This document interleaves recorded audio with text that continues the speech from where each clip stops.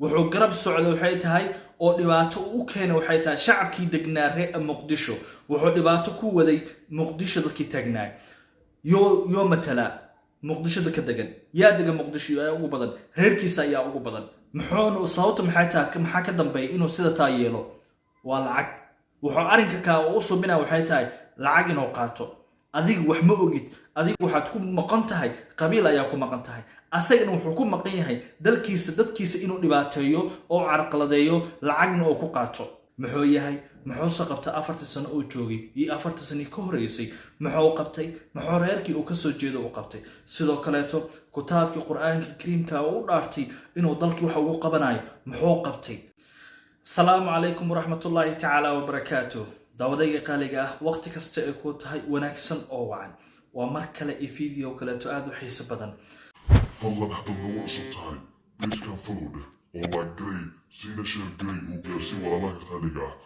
waxaan rabaa inaan inta ku soo gudbiyo barnaamij aad muhiim u ah si ay shacabkeena ama dadka ama reerka ama uu ka soo jeedo xildhibaankii hore ee dawladda federaalka Soomaaliya xildhibaan Mahad Salaad ayaan rabaa inaan barnaamijkan ku falanqeyno oo aan si sax ah arinta idinku soo gudbiyo muxuu yahay muxuu qabtay 4 sano oo joogay iyo 4 sano ka horeysay muxuu qabtay muxuu reerkii uu ka soo jeedo uu qabtay sidoo kaleeto kitaabkii quraanka kariimka uu dhaartay inuu dalkii wax ugu qabanayo muxuu qabtay daawadayga qaaliga ah mar kale soo dhawow waxaan idin hayaa xaqiiqooyinka saxda ah waxaan idin wadaa arin aad iyo aad dad badan ee ku baraarugsaneen aan raba inaan dul istaagno wuxuu yiri waxaan soo bandhigayaa wax qabadkeegii 4 sano muxuu wax qabtay muxuu wax qabanayaa maxay taa wuxuu soo qabtay yoosoo wax u qabtay yoosoo wax ka qabtay arintaas oo dhan waxaan kugu falanqeyn doonaa barnaamijkeena aan guda galno waxaan ku bilaabi doonaa video qaybta koowaad si aan u aragno wixii oo qabtay videogana waxay tahay waa maalmihii ogow waxa la hayaa qofka saaxiibkaaga dhabta waxa la ogaadaa maalinta dhibaataysan tahay ayaa la ogaadaa leeyahay maalintii shacabkiisu u baahnaayeen muxuu soo biyo waxaad ogaa doontaa xaqiiqada saxda ee taagan waxaan ku sheegayaa arintu qabiil way ka weyn tahay arintu waxay u socotay ku biyo shubatay wadama shisheeye wuxuu lacag ku qaataa dalkiisu inuu burburiyo wuxuu lacagtaas oo dhan u soo biyaa malaayiinkaas dollar u qaataa waxay tahay waa dadkii oo kitaabka quraanka kariimka ugu dhaartay inuu dhibaato badan u keeno dagaal sokeeyna galiyo dibna u celiyo sidaad wada aragtaan waxay tahay xaqiiqada inaan ku soo gudbiyo yaana ku dheeraan barnaamijkeena aan guda galno aan ku bilaawno videogeena qaybtiisa koowaad marka aan wada aragno sidoo u hadlo runtii sharaf iyo rayn aan la soo koobi karin ayay noo tahay maanta inaan goobjoog u nahay heshiiskii aan ka soo shaqeynay 10 qodob ka koobnaa dhinaca annaga ka badbaado qaran ahaan wixii nooga soo aaday ciidankan waa ciidankii rabay in dalka ay burburiyaan wuxuu garab socdo waxay tahay oo dhibaato u keenay waxay tahay shacabkii degnaa reer Muqdisho wuxuu dhibaato ku waday Muqdisho dadkii tagnaa yo matala Muqdisho dadka degan yaa degan Muqdisho ayaa ugu badan reerkiisa ayaa ugu badan muxuu sababta maxaa ka dambeeyay inuu sida taa yeelo waa lacag wuxuu arinka ka u subina waxay tahay lacag inuu qaato adigu wax ma ogid adigu waxaad ku maqan tahay qabiil ayaa ku maqan tahay asagana wuxuu ku maqan yahay dalkiisa dadkiisa inuu dhibaateeyo oo carqaladeeyo lacagna oo ku qaato ku soco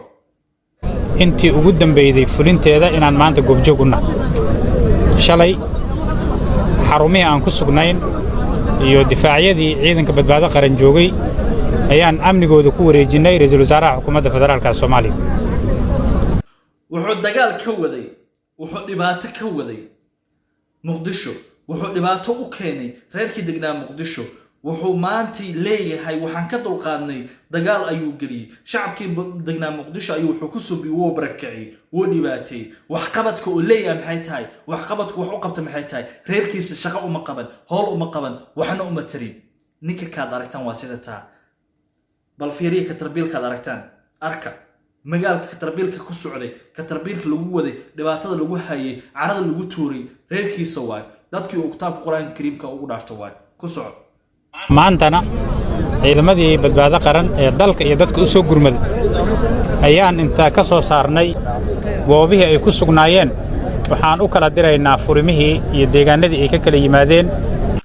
yaana ku dheeraa fiidiyowga wuxuu u keenay reer muqdisho waxay tahay dagaal wuxuu soo waday ciidankii qabiil ayuu ku keenay saasoo ay tahay way awoodi waayeen inay celiyaan waxaa celiyay ra'iisul wasaaraha waxay dalbadeen dhowr 10 qodob qodobadaas oo asaga mas'uul ka ahay ilaa had wax fula ma lahan sababta ma taqaanaa ileen dalkiisa ayuu dhibaato ku wadaa qofka markuu wada sax ku socdo xaq ayuu u doodaa video waan xig bal arag wuxuu u doodaa waxay tahay nin ayuu wuxuu ku dooday nin ayuu wuxuu rabay in uu wax macnaha u doodo si xilliga doorashada oo wax ugu taro baraal kalmar ark sida aad la socotiin General Saadaq taliyaha booliska ayuu ahaa 4 sano la soo shaqeynay madaxweynihii hore farmaajo iyo nidaamka hadda jira markii madaxweynaadkiisa uu dhamaaday uu yiri dalkan qalalaasay la gelinin doorasho hal aad ayuu garaadihiina ka xayuubiyay xilkiina ka qaaday cid ama nidaam lagu soo eedeeyay ama loo maray oo sharcigu tilmaamay iyada ay sijir waad aragtaa wuxuu u doodaa waxay tahay nin inuu kursigiis u soo boobo si maanta duu wax u taro si biri oo wax ugu qabto okay xildhibaanimada waxa loogu dartay in dadkiisa wax u qabto dawladda inuu wax u qabto shacabka oo matala inuu wax u qabto ay ahayd kitaabka quraanka kariimka wuxuu ugu maray waxa waay inuu shacabka wax ugu qabto ee ma ahayn inuu dalka oo dagaal sokeeyo galiyo okay